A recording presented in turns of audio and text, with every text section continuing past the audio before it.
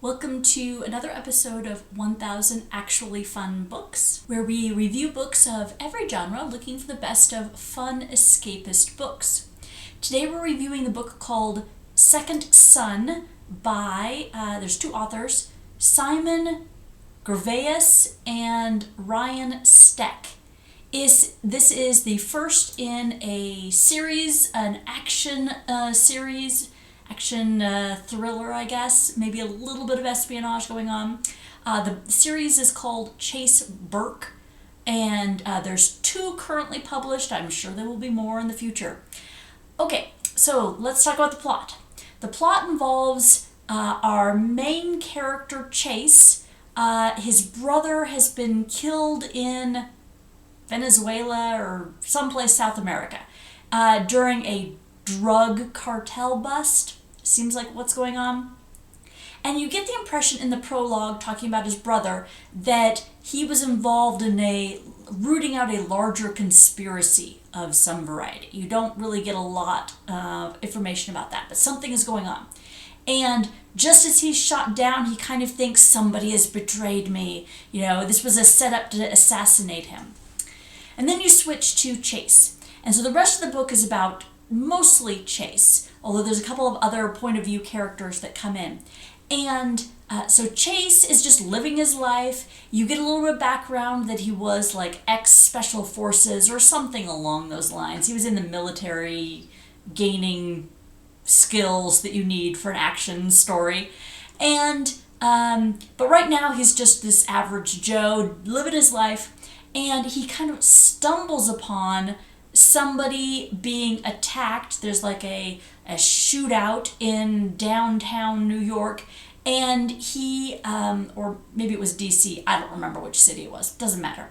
And he steps in to try and protect the person that's being attempted to be kidnapped, and he's trying to take out the bad guys, and you get this big action scene.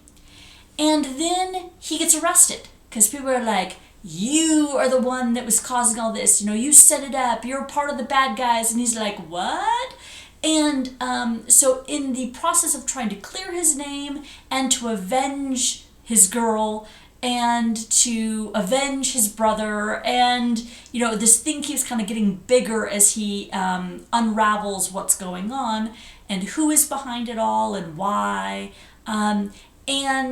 You also get a little bit from the police officer's point of view, who is sitting there going, you know, I'm not so sure that that Chase is really the bad guy. Are we sure? And, you know, but she's still following her orders and trying to arrest him and everything that's involved in this. So anyway, it is a big action thriller. Think about it. I thought about it totally as a 90s action movie. You know, it needs to have, Harrison Ford or Arnold Schwarzenegger or Tom Cruise or something starring in it and dodging bullets and, punching out the bad guys. And that's really what the story is. It's really mostly about the action, the adrenaline rush.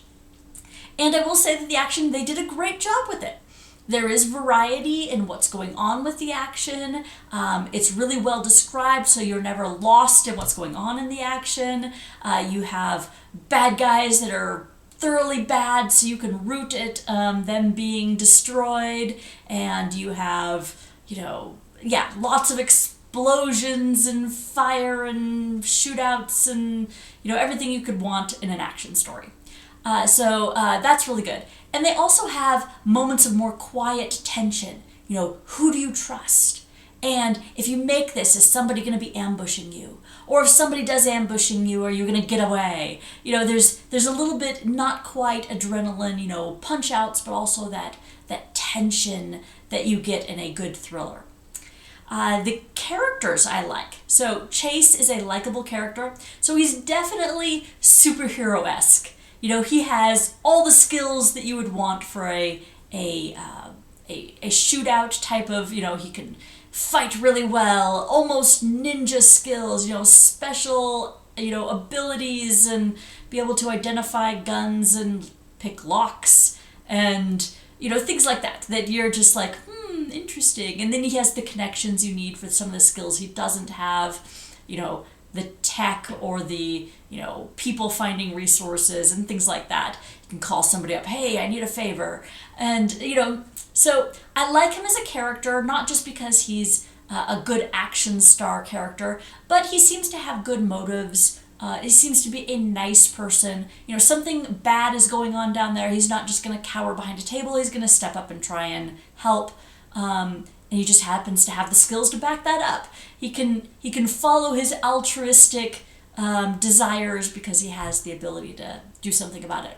But he does have a good character, and generally speaking, relatively trusting. He doesn't seem like the super suspicious guy or super self-centered. So anyway, I like him as a character. We have a secondary character, the police officer. We see it from her point of view several times in the story, and she's also a likable character. Again, she doesn't know what's going on. She gets information from on high that she needs to do certain things, and she follows her orders when she thinks it's reasonable, but she doesn't necessarily go out of her way to be mean about it. And when she sees something wrong, she will go against what people are telling her and this isn't right, we need to do something about it. So she ends up being a likable character as well. So I like our characters. They're kind of shallow because this is focused on the action and the plot, not character development, but I still like them. So our plot. I do think that it's got kind of a twisty mystery going in behind all the action. What exactly is going on? Who is behind it? It seems like there's several different things maybe going on at once. And again, that who do you trust and why? And then what is the ultimate, who is the ultimate person behind all this? Now you get the impression at the very end that this is ongoing, like they haven't rooted out all the corruption, but for this central story, it has a nice, you have a satisfying ending because you solve the imminent mystery of who's going on, and I like that. And I thought that they, although obviously this is not a mystery book, they did a good job of following the steps to figuring out what was going on and solving it. And that it wasn't obvious, but it also wasn't totally like you would never figure that out. So I think they did a good job on the plot.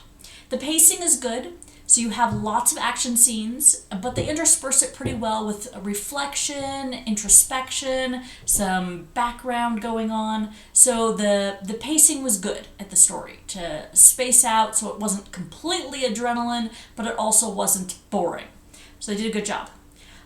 Despite the fact that this is and totally filled with action and lots of interesting ways people die and maybe a little bit of mild torture or stuff like that, it really wasn't gory. It didn't go off the deep end into horror. This is definitely just good, clean action.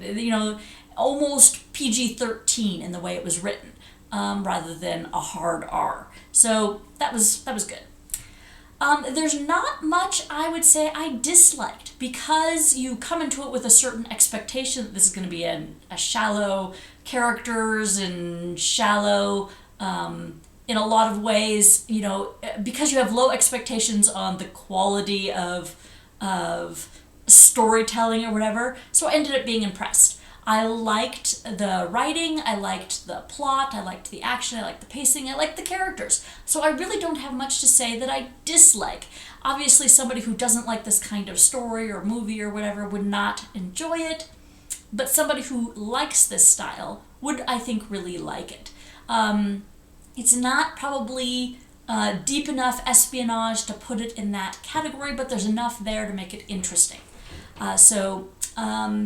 Probably the only negative may be that it's got shallow characters, I guess. I don't know. Like I said, I liked it. I don't really have much negative to say for what this is. So I'm going to give this a 2 thumbs up. I like it. I recommend it. I think that people who like this kind of book would enjoy it. So go check it out. All right, my next book, I need to go grab it. Okay, I found my book. So the next one I'm going to read is called Pony Confidential from Christina Lynch. So it says here, one small pony, one big mystery. So it looks like this is a cozy mystery rather than a hard mystery, which I much prefer. I have not had a good a good track record so far on my cozy mysteries. But I'm lowering my expectations on this. So it looks like this is about a mystery that a pony solves. So it's going to be from the point of view of a pony, I think. And she has an owner, and the owner's accused of murder, and the pony figures out the solution. So with that summary in mind, I'm not having high expectations on the mystery, but I am hoping that it will still be fun. So let's try that next. See how it goes.